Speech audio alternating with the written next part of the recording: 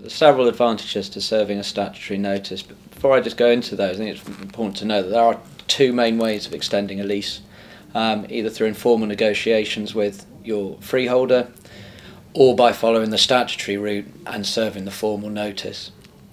In some instances it is preferable to do an informal deal, but a lot of the time with a lot of the landlords that we come across, they are difficult, unresponsive, and their terms can be unfair.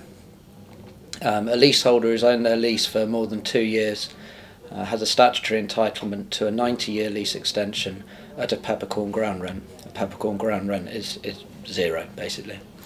The advantages of serving the statutory notice is that it regulates the entire process. While informal negotiations continue, there is no deal and you're basically at the beck and call of your landlord. By serving the notice, you get the whole process on a statutory footing, and it gives you a guaranteed outcome, and it guarantees you the best possible form of lease extension. When you're dealing with informally, landlords might not offer you the full 90 years, they might seek to include a ground rent in the new lease and things like that.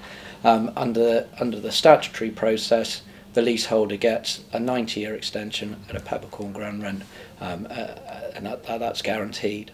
The other benefit of serving the statutory notice is that it fixes the valuation date by which the premium is calculated.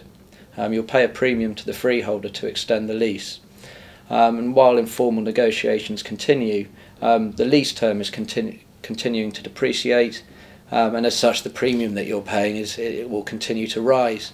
As soon as you serve the statutory notice, it locks in the valuation date, and then negotiations can progress on the statutory time frame, and it gives you peace of mind. Basically, you know that valuation date has been locked in.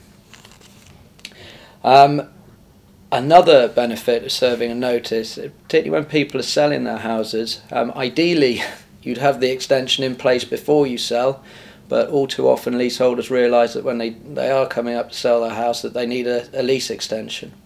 The benefit of the notice is that you can assign that to a buyer, which means a buyer doesn't have to wait for that 2-year qualification period, and obviously during that period of time the premium will increase. If you'd like some more information and to discuss what option is best for you, whether the informal route or the formal route, you should call Anthony Gold, and we're happy to offer you a free consultation over the phone to discuss your options.